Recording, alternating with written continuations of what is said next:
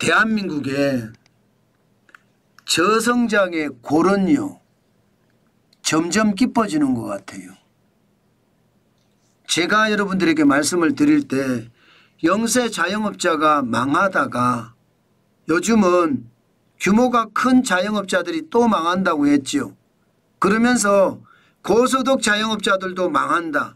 의사, 변호사, 회계사, 세무사 여기도 망한다고 말씀을 드렸습니다. 사실이거든요. 그런데 지금 제가 말씀드리고 싶은 것은요. 빚을 못 갚는 사람들이 점점 더 늘어난다는 거예요.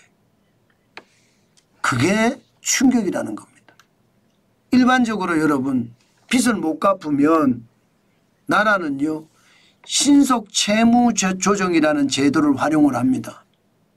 그런데 신속 채무 조정 요거 연체 30일 이하거든요. 연체 30일 이하.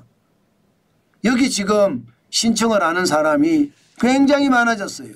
2024년 11월 기준입니다. 46,264명입니다. 2023년 45,832명보다 많아졌죠. 11월인데 이제 12월이 되면 5만 명이 넘어설 거라는 게 일반적인 예측이에요. 일반적인 예측. 야, 이거 제가 봐서는 심각하거든요. 여러분 2019년만 하더라도 신속 채무 조정 신청자는 1,017명이었습니다. 2020년에 갑자기 늘었죠. 7배가 늘었습니다. 7배가. 그래서 7,166명이 됐고요. 2021년에는 11,849명, 2022년에는 21,930명, 2023년에는 결국 4만 명이 넘었고요. 올해는 5만 명이 넘어요. 그러면 2019년에서 2022년까지 봤을 때 4,406.6%입니다. 45배 늘었다는 거예요. 45배. 난리도 아니죠. 난리도 아닙니다. 실제 신청자도 이렇게 늘었지만 신속 채무조정 신청자의 채무액도 굉장히 많이 조정을 해줬습니다. 예, 2020년부터 봤을 때는 3년 사이에 9배가 됐습니다. 799.3%니까. 채무조정해 준 금액이 2,687억 원이었거든요. 2023년 2조 4,161억 원. 예. 올해는요. 2024년에는 2조 2,046억 원. 작년보다 더 많아질 겁니다. 적어지지는 않을 거예요. 그만큼 말입니다. 신속 채무조정 액수가 굉장히 빠르게 늘고 있습니다. 2,687억 원이 2조 4,161억 원까지 늘었으니까 장난 아니죠. 문제는 여러분 신속 채무조정은요. 연체가 30일밖에 안 된 사람들이잖아요. 실질적으로 보면 그 이후의 사람들 예를 들어 신속 채무조정은 30일까지 된 사람을 신속 채무조정을 해줍니다. 그러면 긴급 상환 유예를 6개월 연장을 해주고요. 분할 상환을 10년을 만들어줍니다. 근데 그보다 더 심각한 사람들 연체가 30일에서 89일까지 프리워크아웃이에요.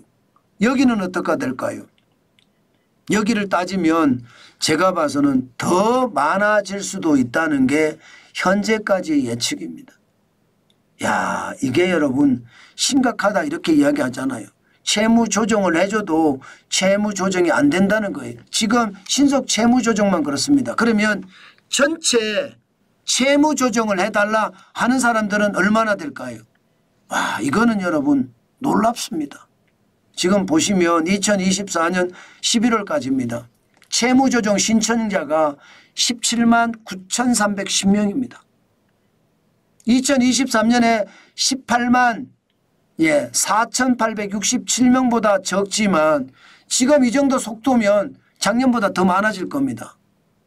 12월 달이 더 많잖아요. 그만큼 말입니다. 빚에 허덕이는 사람이 진짜 많다는 거예요.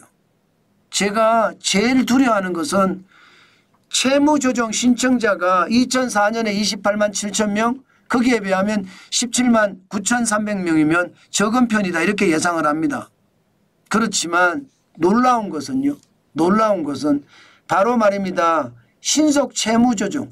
그동안 잘 갚던 빚도 못 갚는 사람이 생긴다는 거예요. 이 말은 더 어려워진다는 이야기잖아요. 이게 더 심각합니다.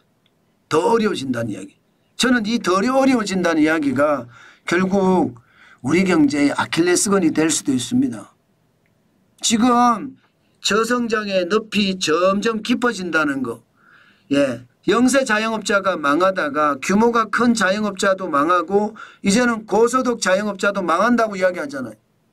빚 갚는 사람도 그런 거예요. 옛날에는 연체가 길어져서 뭐 30일에서 90일이 된 사람, 89일이 된 사람이 못 갚았다면 지금은 연체가 30일 이내도 이제 못 갚기 시작했다는 거예요.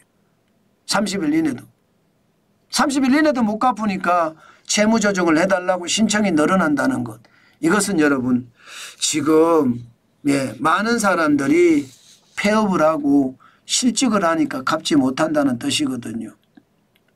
저도 여러분 시장을 볼 때 많이 보는데 상환 능력, 빚의 상환 능력이 급격히 상실된 사람들이 점점 많아진다는 건 경제가 점점 더 어려워진다는 거거든요. 지금 대한민국의 현실이 저성장이 늪이 길어지고요. 결국 말입니다. 2022년 제가 3분기부터 저성장이 시작이 됐다고 말씀을 드렸는데 이게 계속합니다. 계속. 예. 희한하게 보면 중국이 저성장의 늪에 빠진 시기하고 희한하게 비슷하죠. 그래서 위안화가 올라가면 원화도 올라가고 위안화가 떨어지면 원화가 떨어진다는 이야기를 하는 거예요. 그만큼 중국에 대한 비중이 우린 많다는 겁니다. 독일도 많지만 우리도 많다는 거예요. 희한하게 저성장의 늪이 길어진다는 거. 2022년 3분기부터 어려워졌으니 이게 앞으로 얼마나 더 갈지 모릅니다. 저는 그래서요. 심리가 회복되지 않는 한 경기 회복은 쉽지 않아 보입니다. 심리가 회복되는 것은요. 정치적 안정이 그 무엇보다 우선입니다. 저는 어떤 시기든 정치적 안정이 되고 사회적 안정이 돼야 되는데 쉽지 않습니다. 이런 것을 감안을 해보면 앞으로 경제가 좋아지기는 당분간 어렵지 않을까. 저는 그렇게 예상을 해봅니다. 그만큼 상황이 어렵다는 것 다시 한번 말씀 올립니다.